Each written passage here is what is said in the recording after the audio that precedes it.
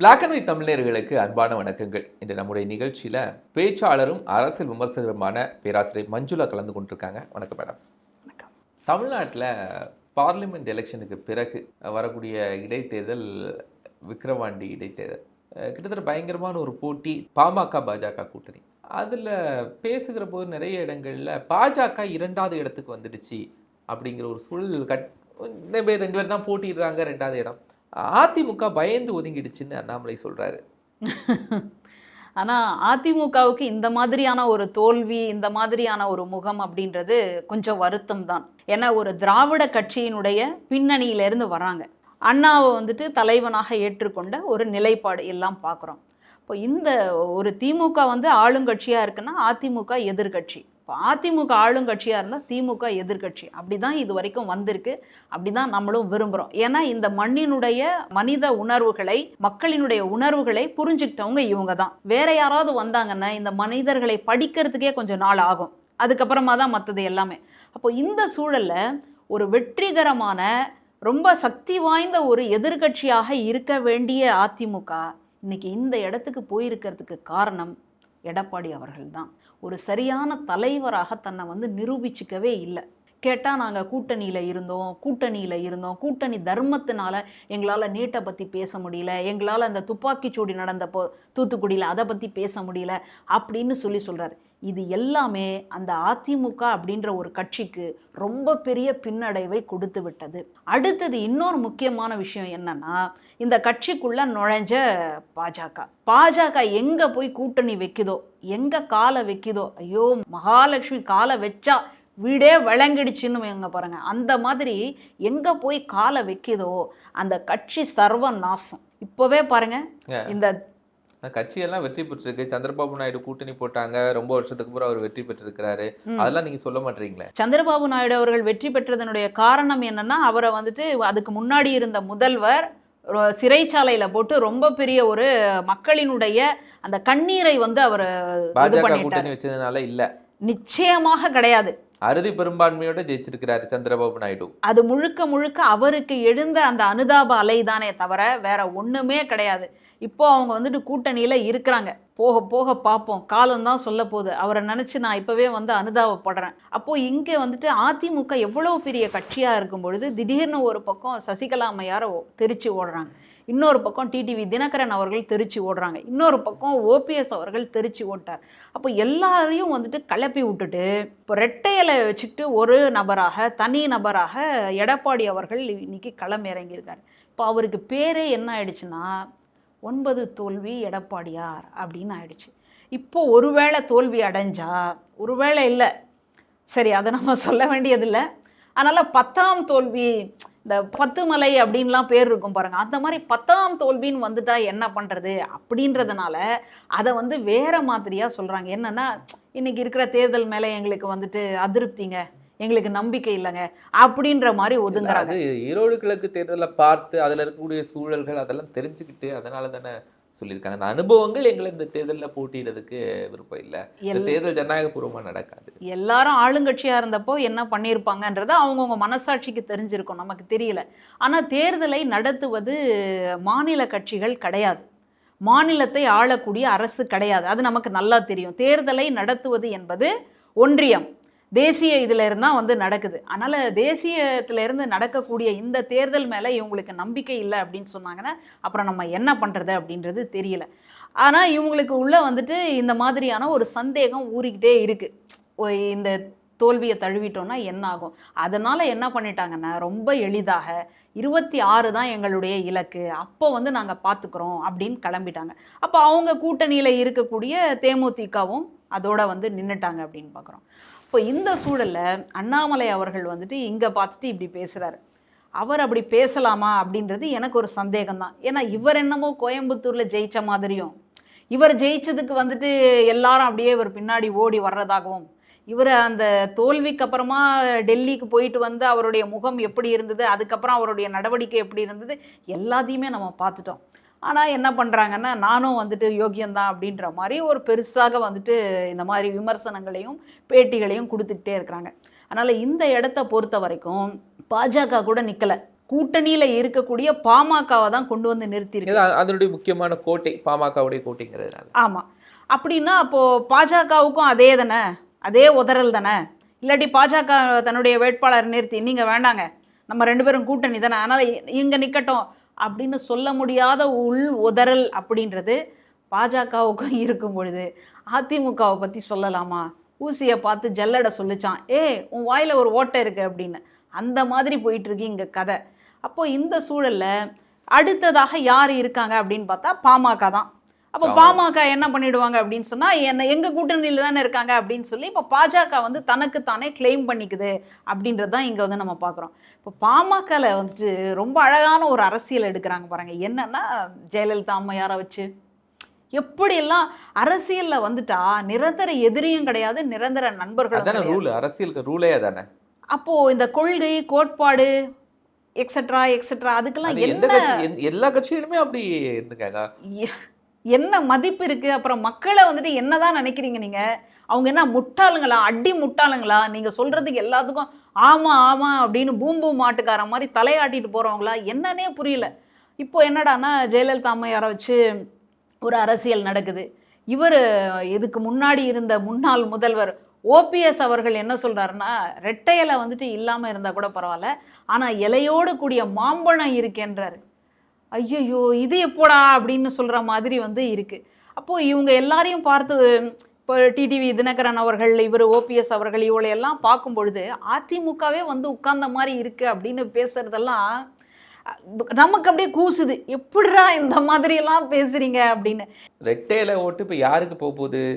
ஒரு பக்கம் ஏவாவேலு சொல்றாரு அதிமுக ஓட்டுலாம் எங்களுக்கு தான் வரும்னு, இவங்க சொல்றாங்க ஜெயலலிதா ஓட்டு அதிமுக ஓட்டு எங்களுக்கு வரும்னு, சீமான் கட்சின்னு சொல்றாங்க எங்களுக்கு தான் வரும், வாழ்த்துக்கள் சொல்லிட்டாங்க அப்படிங்கிறாங்க. யாருக்கு போகும்னு நினைக்கிறீங்க? நிச்சயமாக பெரும்பான்மையார் நோட்டாவுக்கு போட்டுருவாங்க அப்படின்னு தான் எனக்கு தோணுது. ஏன்னா எந்த பக்கம் சாயறது அப்படின்ற ஒரு குழப்பம் வந்து அவங்களுக்கு இருக்கு. இப்போ அதிமுகவில், அதாவது இரட்டை இலை இருக்கக்கூடிய அதிமுகவை பொறுத்த வரைக்கும் 2ஆம் கட்ட தலைவர்கள் எல்லாரும் பாஜகவில் போய் சேர்ந்துடலாம் அப்படின்ற மாதிரி தான் எல்லாருமே பேசிக்கிறாங்க. ஆனால் உள்ளே இருக்கக்கூடிய தொண்டர்களுக்கே அதில் வந்து விருப்பம் கிடையாது. அப்போது பாமகவுக்கு போய் ஓட்டு போடுறது அப்படின்றது ரொம்ப கஷ்டம். சரி, இதை தாண்டி நாம் தமிழர் கட்சிக்கு போவாங்களா அப்படின்னு கேட்டால், திராவிட கட்சிகளே ஊழல் நிறைந்த கட்சிகள், ஒரு மாற்று வேணும் அப்படின்றதுக்காக தான் நாங்கள் வரோம் அப்படின்ற மாதிரி பேசின அந்த கட்சிக்கு போடுவாங்க அப்படின்னு என்னால் நினைக்க முடியல. சரி, எப்பவும் போல எங்கேருந்து நம்ம புறப்பட்டோமோ அங்கேயே வந்து போட்டுடலாம் அப்படின்னு திமுகவுக்கு வேணா வாய்ப்பு இருக்கு. விஜயோடைய அரசியல், ஒரு நடிகர் இப்போ சமீபத்தில் 10, 12ஆம் வகுப்புல வெற்றி பெற்ற அதிக மதிப்பெண்கள் பெற்ற மாணவர்களை சந்திச்சு பரிசுகள் கொடுக்குறாரு, பணமுடிப்பு கொடுக்குறாரு. இன்னும் 2026 தேர்தலுக்கான ஒரு முகமாக அவர் இறங்குறாரு.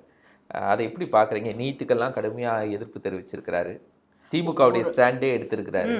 ஒரு நடிகராக இன்னைக்கு இருக்கக்கூடிய இளைஞர்கள் மேலே ரொம்ப பெரிய ஒரு அக்கறை காட்டுறது அப்படின்றத நான் ரொம்ப வரவேற்கிறேன். போன வருஷம் கூட அவர் வந்து தமிழக வெற்றி கழகத்தினுடைய நிறுவனர் தலைவர். சரி, போன வருஷம் கூட இந்த மாதிரியான ஒரு நிகழ்ச்சி நடந்தது. பிள்ளைங்களுக்கெல்லாம் வந்து பரிசு கொடுத்து ரொம்ப ஊக்குவிச்சார். இப்போ வந்துட்டு தமிழக வெற்றி கழகத்தினுடைய தலைவராக இந்த தடவை வந்து இந்த நிகழ்ச்சி வந்து நடந்திருக்கு. அதுவும் 2 கட்டமாக வந்து நடந்திருக்கு. முதல் கட்டத்தில் வந்து பேசும்போது நான் வந்து அரசியல் பேசலை அப்படின்னு பேசினவர் 2வது கட்டமாக பரிசளிப்பு கொடுக்கும் பொழுது அரசியலை வந்து பேசியிருக்கார்.